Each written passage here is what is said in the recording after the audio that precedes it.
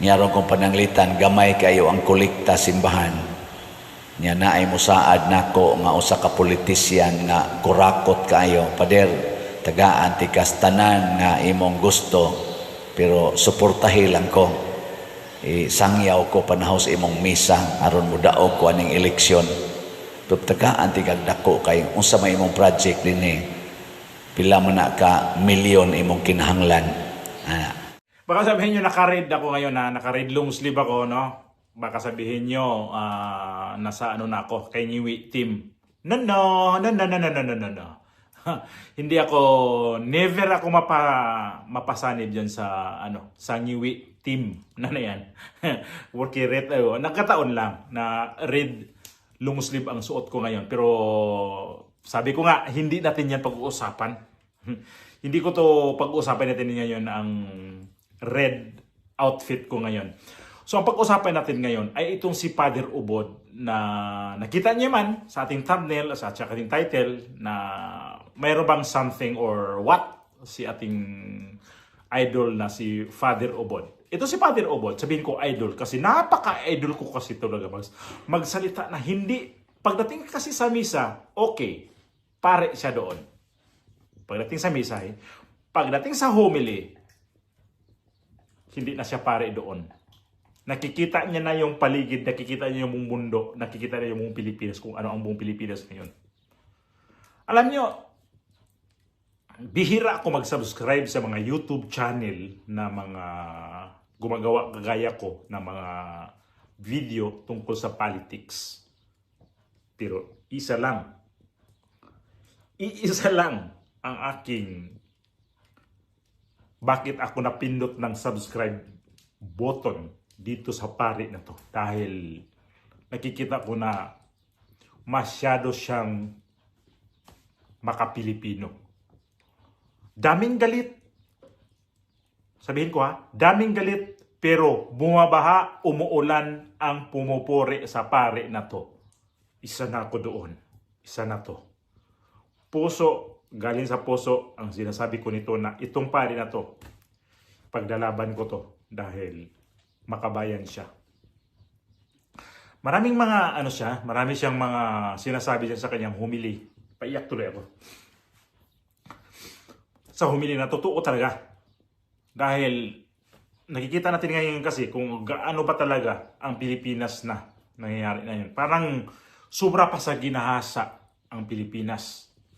So bakit ko kamo nasabi to? Dahil may nag-attempt ba na i-bribe ang ating Father Siano? Bakit siya nasabi to? Na itong video na mapanood nyo, itong video na marinig nyo, itong video na sabay-sabay natin panoorin, may nag-attempt ba sa kanya na i-bribe siya? Bakit nasabi niya to? So, bago ho yan i-play ang video, please subscribe po sa ating YouTube channel at paki-like itong video na to at pati na rin kay Father Ubod, please subscribe sa kanyang YouTube channel. Ipasok ko yung video at sabay-sabay natin panoorin. Ako sad sa akong pagkapari, nakasentro sad sa Ginoo ang akong panumpa. Mao na nga bisag usahay, masakitan ko sa akong pagkapari tungod sa akong kaubang mga pari rasad o kaha sa akong authority dinis kalibutan nga mao ang mga obispo, ang mga leader sa atong mga simbahan. Dili ko mo usab sa akong saad isip sa nangkwan poverty, chastity, and obedience. Kay kun dili na ko mahinumdom nga ni saad ay ko sa Ginoo,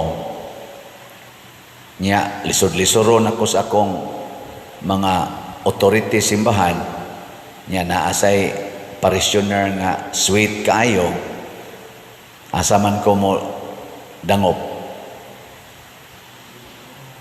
Adto ko atong nihatag na ko kalipay, pero mawa na sad ang akong chastity, kanang pagsilibasi o pakyas na akong saad.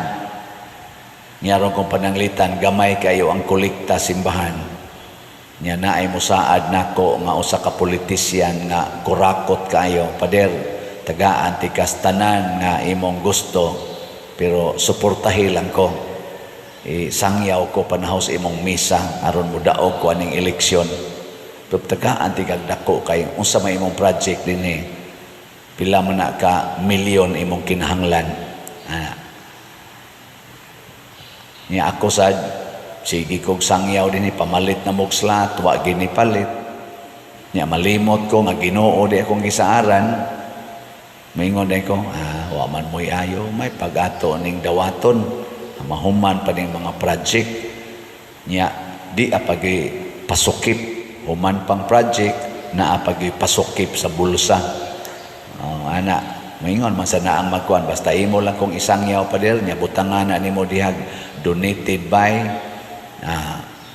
ay lang kag kabalaka na agyud kay imo na baron ako din ang i-announce din niya bag-o din kog sakyanan na aday ko'y mapalit nga mga mansyon nya masunog rasad joke ana ba material reward pero akong gisakripisyo ang akong saad nga poverty ana or moundang ko sa akong pagkapari kay naglagot ko sa obispo kay na ako'y gi-request wa gyud gihatag nya tuwa hinoy mga buangon sa akong tan-aw mao na no gihatagag pabor undang tas pagkapari unsa man na disobedience.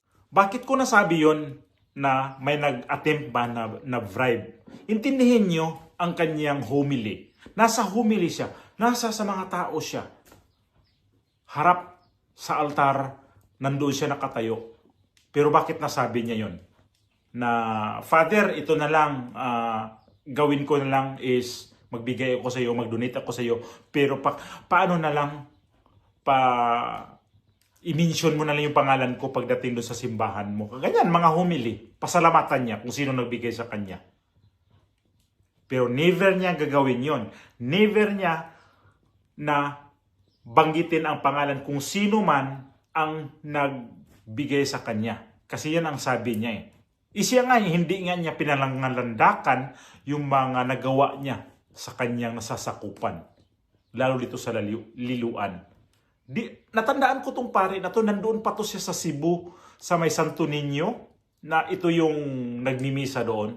Ganun pa rin ang ano niya Ganun pa rin yung estilo niya sa pagbigay ng homily. Salita ng Diyos, unang-una salita ng Diyos, siyempre, pare siya Pangalawa, politics. Magkarugtong yan. Intindi natin, magkarugtong yan. Hindi pwedeng hindi. Magkarugtong yan kasi kung wala kang salita ng Diyos at wala kang sangyaw, gikan, dinhi sa Ginoo, useless ang imong pag-atubang sa mga pagmimisa. Ang mga tao nga naa karon sa atubangan ni Father Ubod, na nga naa sa liluan, nakasabot na kung unsa ang iyang tumong, kung unsa ang iyang tanaw sa atong palibot karon. Nakikita niya yan kung ano ang nakikita niya sa paligid ngayon. So sa mga Bisaya dyan, please subscribe po sa ating YouTube channel at saka kay Father Ubod. Support lang po tayo. Kasi itong pare na to, nakikita niya talaga kung ano ang ating gobyerno ngayon. So nakikita, intindihin natin bakit siya nagsalita ng ganun. May nag-attempt ba? Ulitin ko, may nag-attempt ba na i-bribe o suhulan ang ating Kora Paruko dito sa Liluan, Cebu? Palagay ko, kung may nag-attempt ba niyan, akin lang to Ginawa ko to ng reaction video ngayon. Akin lang to. Kung may nag-attempt man sa kanya, sorry kayo. Hindi kayo nagtagumpay. Nanaig itong si Father Ubod at ang pangalan ng Diyos dahil ito siya, pinanindigan niya. Nanindigan siya sa sarili niya na dito ako, huwag niyo akong gambalain dito. Politika, layo niyo ako dyan. Kasi ako, open ako na magsalita, nakikita ako, narinig ko kung ano ang politika sa ating bansa ngayon. Lokal, official, national official, andoon si Father Ubod, nagpayanig sa simbahan, sa liluan, kung ano ba ang ating paligid ngayon. Kung siguro isa sa inyo dyan araw-araw nagsisimba sa Kanya, maintindihan nyo araw-araw na bakit lagi niyang topic ang politika. Dapat tayo ngayon, makinig tayo, tumingin tayo kung ano ba talaga ang politika dahil nalalapit ang eleksyon. Sa May 12 ang eleksyon. Makikita natin ang politika. Dapat tayo concern o kaya nakikita natin, tingnan natin ang paligid natin kung saan tayo ngayon. Nakikita nyo sa aking mga vlog kung ano ang mga vlog ko? Mostly corruption. Mostly dito sa mga pang-aabuso sa gobyernong ito. Ulitin ko na naman ito, sabihin sa inyo, dito ako lalabas sa aking YouTube channel para ako magsalita dahil hindi ko nagustuhan itong gobyerno na to. Dati panahon ni Pangulong Duterte, hindi natin nakaranas ng ganito. Dati sa panahon ni Pangulong Duterte, hindi ko lumabas ng ganito. Pero ngayon, kay Bongbong Marcos, wala na akong choice. Lalabas. Nakikita ko na kung anong mayroon na kinaririnig ko na kung anong mayroon sa ating paligid. Kaya sabayan natin itong si Father Ubod kung anong mayroon siya.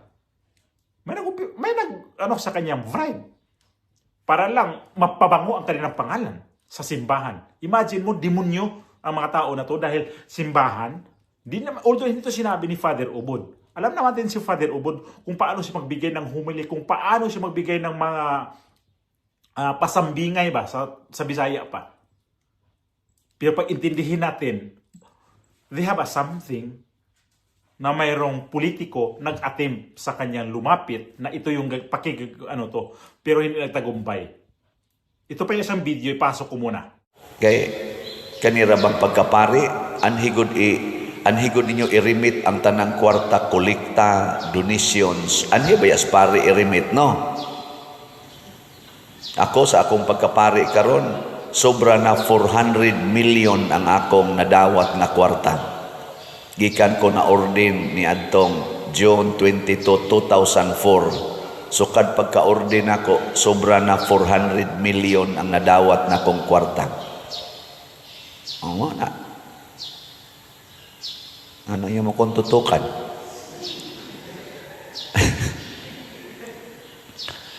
Pero ako ginanggi sa akong ubos nga pagtuman,